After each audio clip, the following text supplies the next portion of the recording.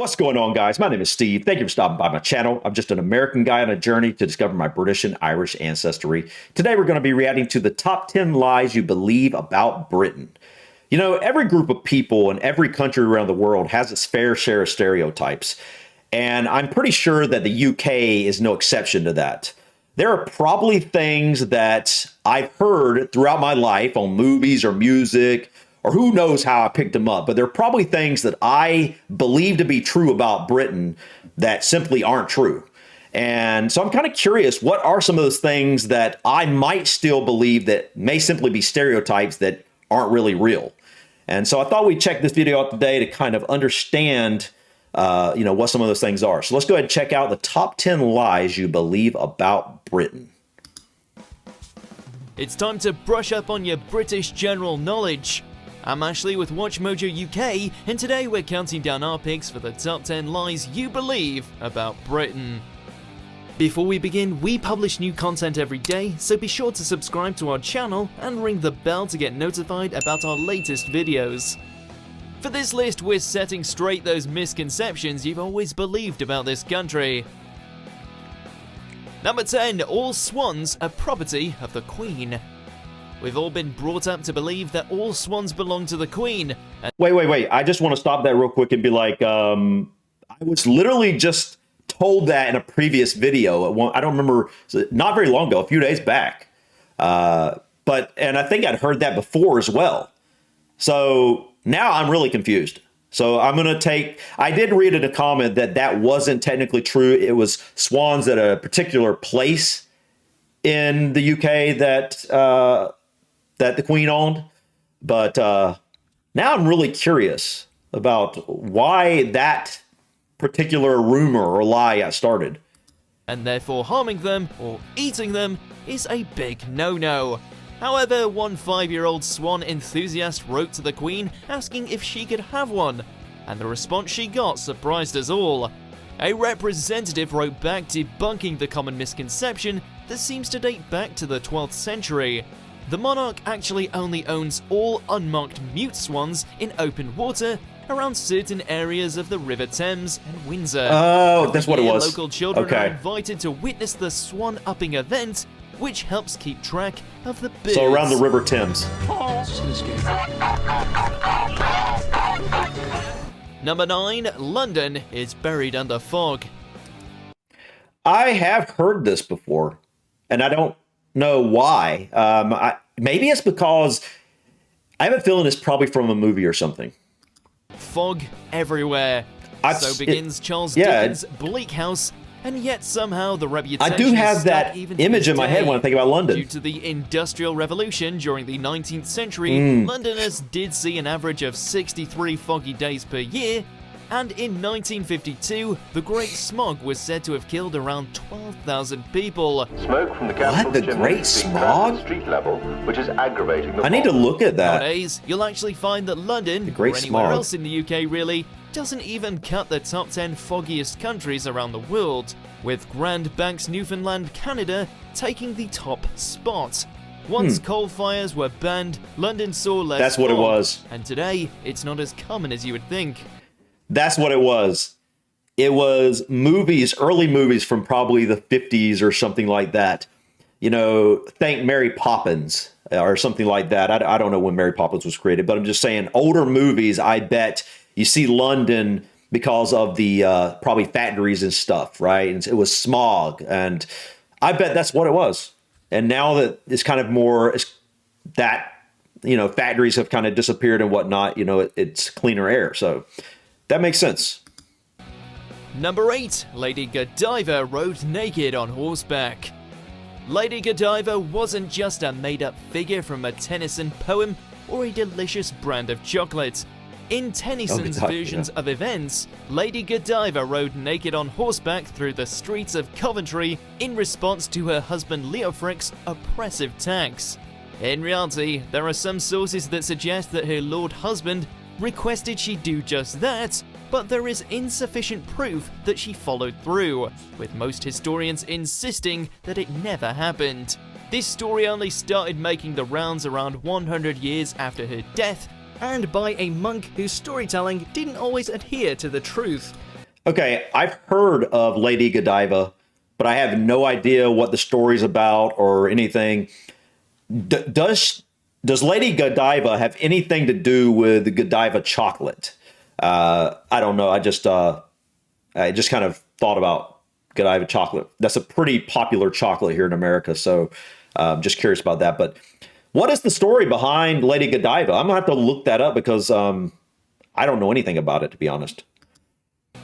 Number 7, Great Britain, the UK, and England are synonyms. For England, James?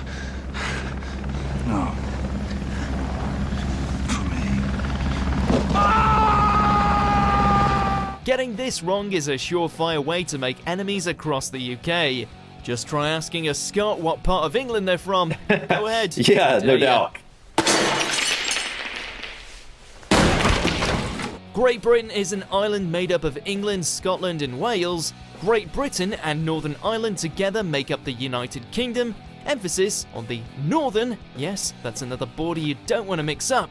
Yep, that's We'll true. also tell you about the Channel Islands, British Isles, Isle of Man, and so on.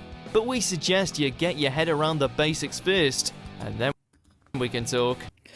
Yeah, that is definitely, absolutely, probably off the top of my head, that's probably the number one lie. I don't think it's a lie. I just think it's uncommon knowledge for a lot of people, especially in America. I can't talk about people in other parts of the world, but at least in America, I'm guessing you probably learned that in school. But unless you're someone who really pays attention, you're probably going to forget it quickly after you leave school. And it wasn't until I started this journey. I think it was I don't know, you could go back, but I think it was my first or second video that I started this journey on this channel, that I learned how, what Great Britain was, what the UK was, and how, the different countries were separated, etc. But that is something that I just totally didn't know when I started this journey. And it's one of those things that is like, man, how did I never not know this? But yeah, I guarantee you a lot of people are very confused about that. It is a little bit confusing at first. When you first start coming across this information, you're like, how does all that work? But luckily on this journey, I quickly picked up, information like that. And now I completely understand a lot more of how the different countries operate and how they're separate and how they're together. And it's really interesting. But that was definitely one of the bigger lies, in my opinion. Number 6, you're never far from a rat in London. This is one I've heard. Another stereotype of England's capital is that you're never more than 6 feet away from a rat. Well, I don't know about at the any feet, given but time. Ugh. Now, London is approximately 1,572 kilometers squared, and there are around 10.5 million rats in the UK. It's pretty big. Do the maths. It's possible that a former Minister of Agriculture invented this little rumor to promote hygiene in homes, which makes you wonder just how bad things must have been. According to Dr. Dave Cowan, the truth is that you're more likely to be around 50 meters away from a rat at any time. Sounds a lot less disgusting now, right? Yeah, like I didn't have I've never heard that particular rumor about the 6 feet wise, but I definitely feel like that is something I've thought in the past. And, I think maybe that comes from just, seeing certain cities in the US, for example, like New York City, which have been known for a very long time to be synonymous with having a lot of rats, and just cities in general. You assume that you're going to have a lot of rats in cities, because there's just more people and more trash and things for them to get a hold of, and then there's subways and just sewers and things like that definitely seem to would be a breeding ground for rats. But so if he said probably about 50 meters. That's actually quite large of a space to be separated from a particular potential rat in a way. Because being someone who's gone to New York a number of times, you go to New York, you're probably going to see rats just walking around. At least I haven't been there in a while, but at least from back when I last was there. So. Number 5, Richard III was a bad guy. Chances are, if you grew up in the UK, you were taught about the villainous Richard III, who walked around with a limp and had a hunchback. History tells us that he was this terrible geezer who stole the throne from his brother, locked his nephews in a tower, and ultimately had them killed. But in reality, when his reign came to an end, the Tudor dynasty took the throne. And let's just say that historians decided to record things a little differently. Shakespeare may have played his part in this retelling of events too. There's taking creative license, and then there's completely rewriting history. A horse, my kingdom! I haven't really, I've seen a few videos that briefly touched on Richard III, but I haven't really fully dived in to kind of understand who he really was. So that's definitely something I need to do. I really want to look at a lot of the individual monarchs, throughout time, on a more in-depth level. Probably the first one I really want to start with is Queen Elizabeth. I've seen a number of videos about Queen Elizabeth, but she died so it wasn't very long after I started this channel, after I started this journey, and so I didn't really get to explore her when she was alive. And so I definitely want to kind of dive in and learn more about her, because she is the longest reigning monarch, if I'm not mistaken. And, she's the most recent up until King Charles, obviously. And she seemed to be beloved by the people. And so she's definitely someone I want to look more in depth on. But, I definitely want to look at Richard VIII. I definitely want to look at Richard III, excuse me, and then King Henry VIII, and some of the other more popular monarchs. For a horse! Number 4, Big Ben is a clock. Ah, I know this one now. Isn't Big Ben is the man? Oh, is it the Elizabeth clock? Is the clock itself? Can't remember, but yeah, I learned this. Let me see. One of the most iconic features of the London skyline has been dubbed Big Ben by tourists and locals alike, but it wasn't always called that. In the Victorian era, it was called St. Stephen's Tower, and until recently, it was just named the Clock Tower, and you really can't go wrong with that. However, today its official name is the Elizabeth Tower in celebration of the Queen's Diamond Jubilee in 2012. Right. As interesting as this is, it's all superfluous for the discussion at hand. That's because Big Ben is the nickname of the bell, not the tower. The bell, that's what it was.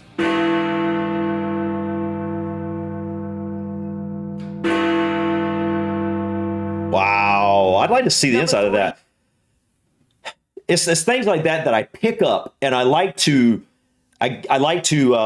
rehash it. I like to relearn it, because I'm learning so many unique individual things on a daily basis. There's no way I could remember them all. So my hope is that over time I come back to things over and over again, a little bit at a time, kind of like learning about the clock and the tower again, because there's no way I can remember it all at once, and so the more you hear something, the more you find out about something, the more you retain that information.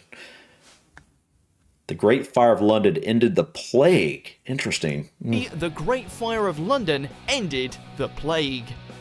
When you learned about the Black Plague at school, it was almost always immediately followed by a lesson about the Great Fire of London, because it was said that this fire that devastated London actually brought an end to the plague, right? Well, no, not really. The fire only burned up about a quarter of urban London, with the worst areas affected by plague, Whitechapel, Clerkenwell, and Southwark getting through it with barely a singe. By the time the fire started, deaths from plague were already on the decline, but once the fire was over, it was still not extinct. Number 2. I've got to look up the Great Fire. I heard about that not too long ago, and definitely something I got to look up. Also, the plague. I obviously learned about the plague in school, but it's one of those things that, I don't know if I wasn't paying attention at the time, or it's just one of those things that, you don't think about it anymore outside of school and kind of learn about it. A lot of times you forget that stuff. And that's one of the things that I don't really, I know what it was and I know roughly the time period, but I'd like to learn more about how that started and really what happened. The royal family always lives in Buckingham Palace. Crowds swarm Buckingham Palace every year in the hope of seeing the changing of the guards, or better yet, a member of the royal Wow, family look at that leaving gate, the man. It's palace beautiful. to run some royal errands. The only problem is, none of the royal family live full-time in Buckingham Palace. It's more like the Queen's office and a nice venue for special events. That's very heavy. Yes. People also mistakenly look out for the Union Jack to know if the Queen is in. Yeah, that's true. But it's actually a different flag, the Royal Standard, that's flown at the royal residences, Buckingham Palace, Windsor Castle, or Sandringham House when she's present. Number 1. I learned that not too long ago. Yeah. The Queen is all-powerful.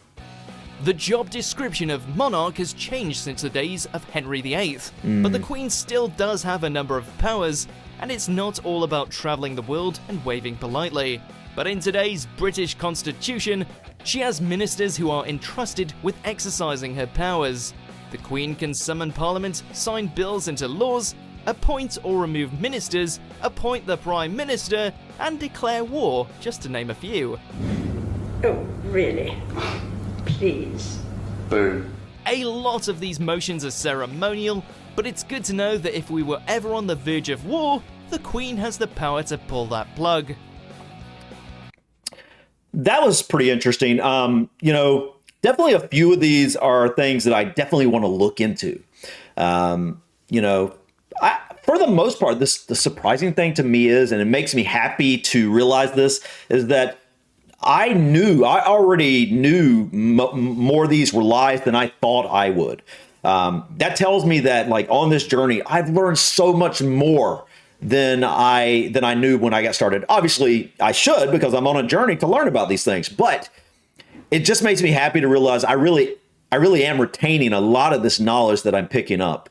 And you don't, as someone who's on this journey, I don't always know how deep the knowledge I've been retaining is. But when I look at lists like this, and I see that a lot of these that I understood, like I understood that I kind of was a little hesitant on the Big Ben thing, because I was like, it's the Elizabeth Tower, right? And I was like, oh, man, but yeah, like I'd already remembered most of what that meant. I already knew about the flag on Buckingham Palace. I already knew that the Queen doesn't live there all the time. When I got started with this journey, I assumed that the Queen pretty much lived in Buckingham Palace full time. I realize that's not the case now.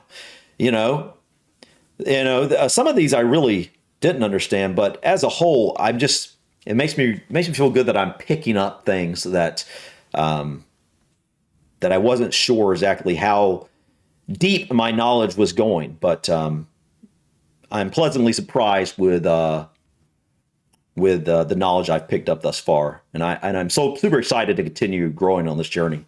But yeah, guys, this was pretty interesting. I'm about to look up some of these, like the Lady Godiva is one. I'm about to look up the Great Fire and the Plague. But yeah.